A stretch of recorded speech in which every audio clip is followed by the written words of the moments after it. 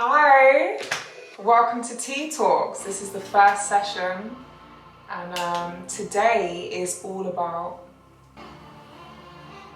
the bonnet. Let's get stuck in.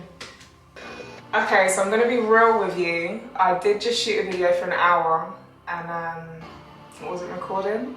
It recorded about 6 minutes of it, so I had no idea. I took some plaits out and showed you how to get an afro without any heat.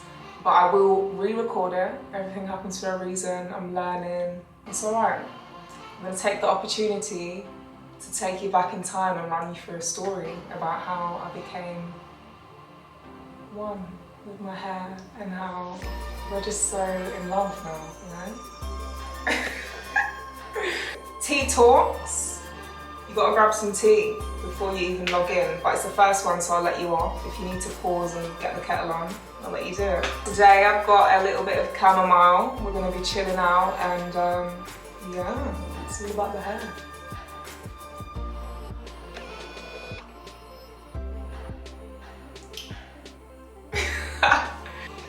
Let me take you back to when I was a child.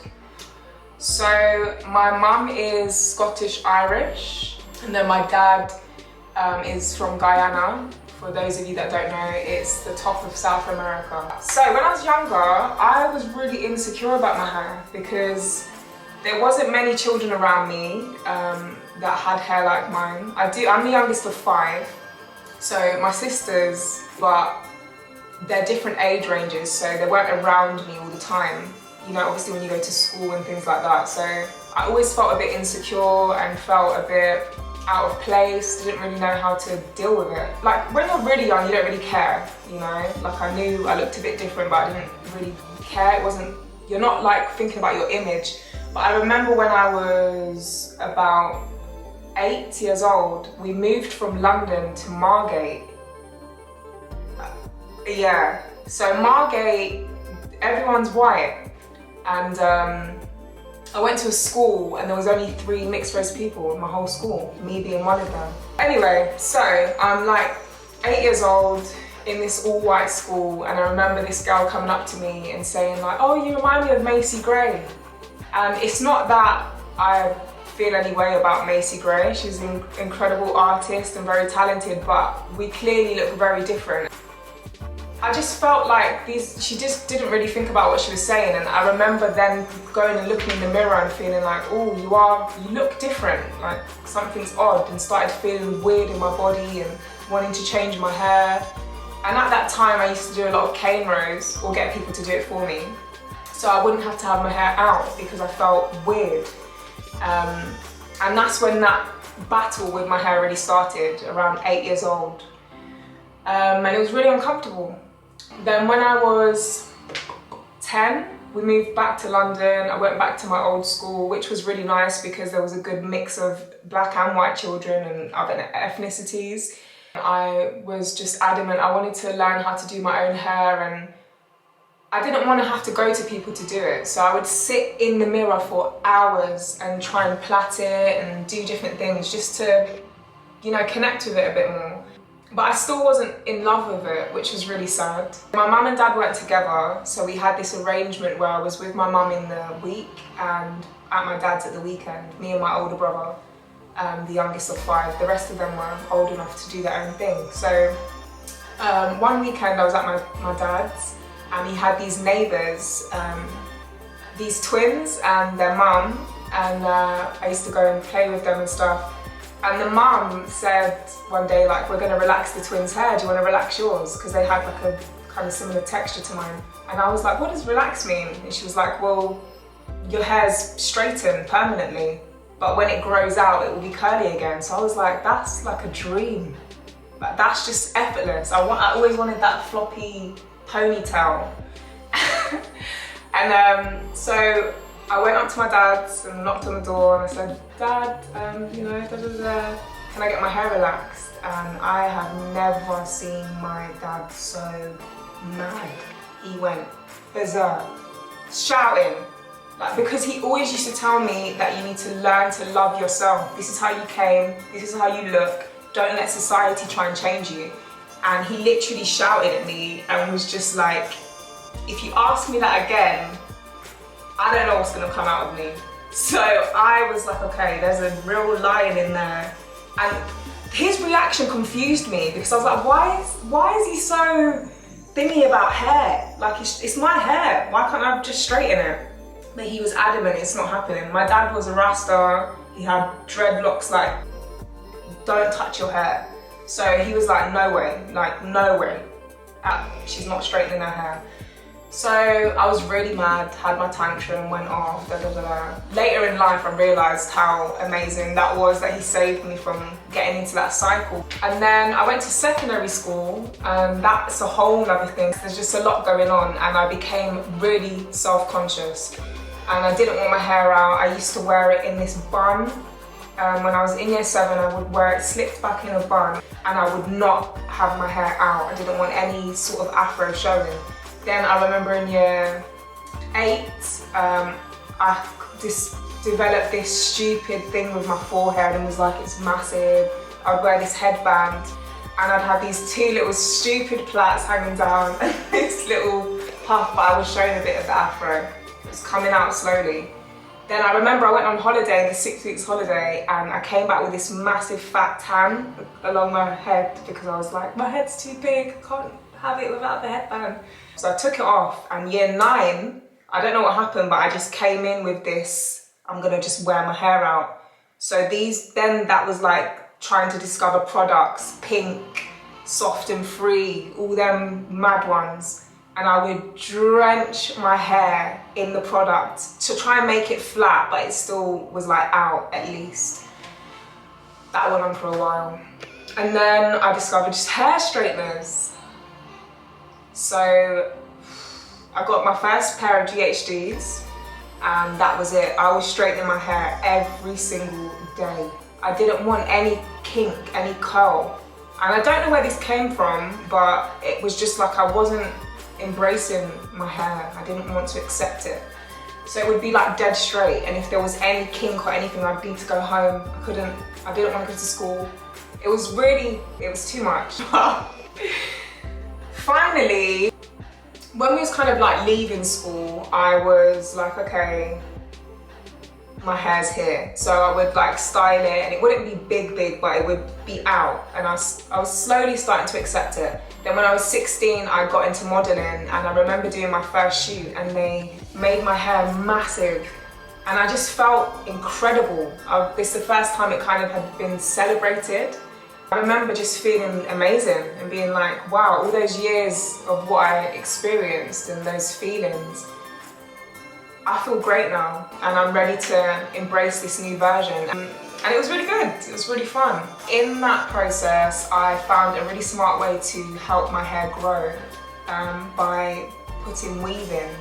So for about 3 years, I was on and off putting weave in so that my hair underneath could just grow and just not be touched. And I got the exact same style, so no one had a clue. And I realized in the industry, a lot of the hairdressers and stylists, they didn't really know, still now, which is a shame, they still don't really know how to deal with my hair. I was learning on the job as I was doing shoots, and they wanted certain looks. I was styling my hair a lot of the time, which people don't know.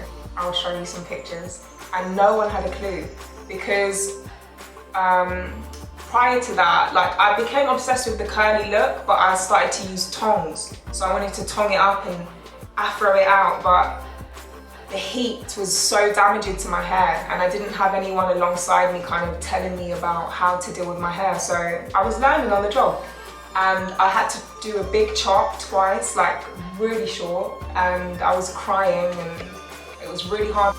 I started attracting all clients that wanted straight hair. And it got to a point where my whole modelling book that I used to take to castings was straight hair. It looked like a completely different person.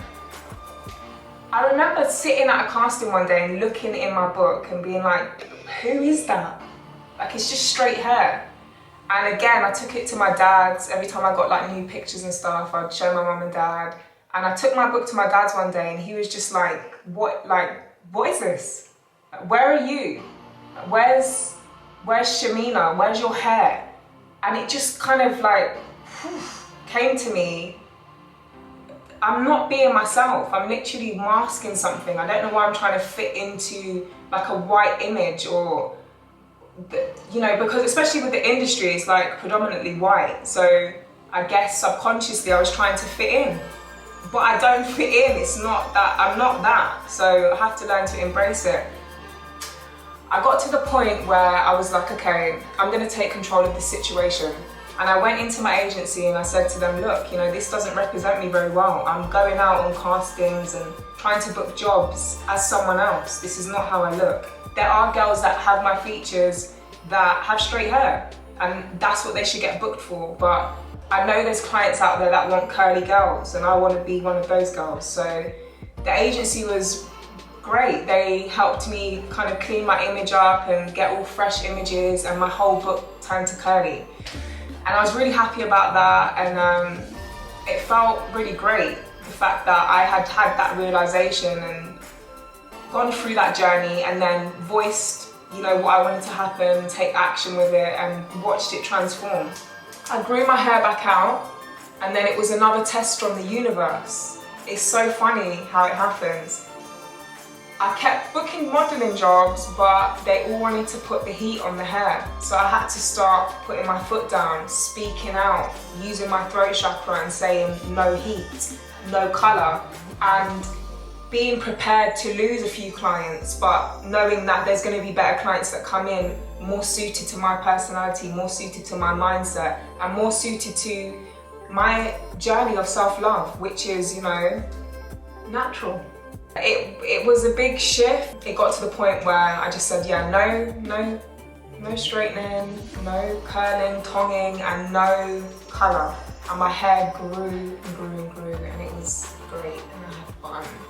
Alright? In 2020, obviously, we all know what happened. We don't want to keep going over it.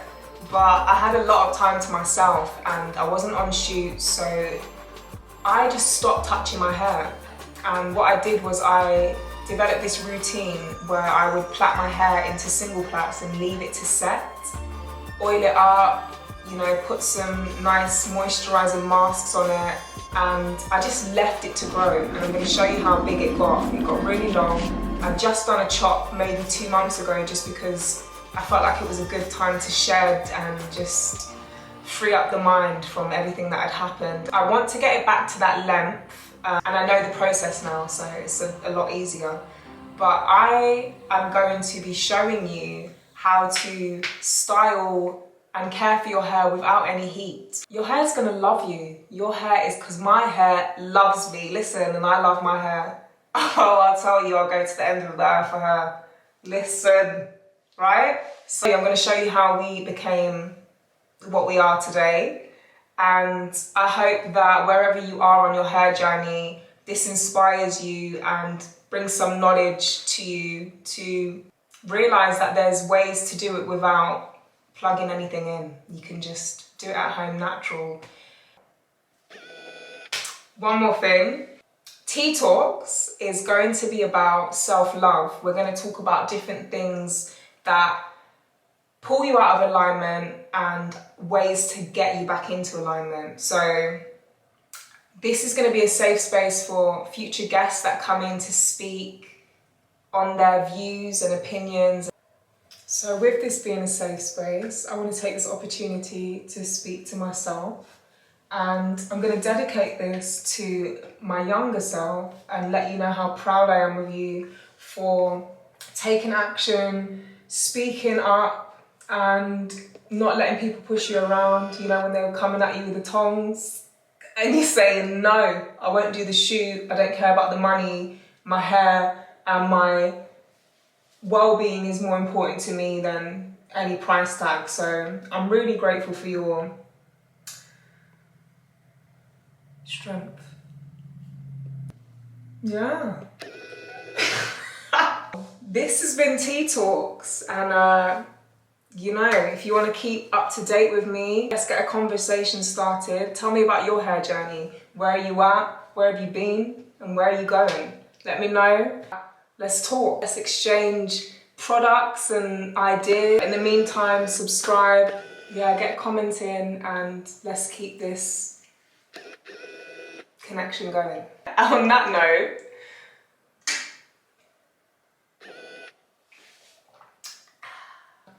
yeah, I'll be back with some more. Blessings.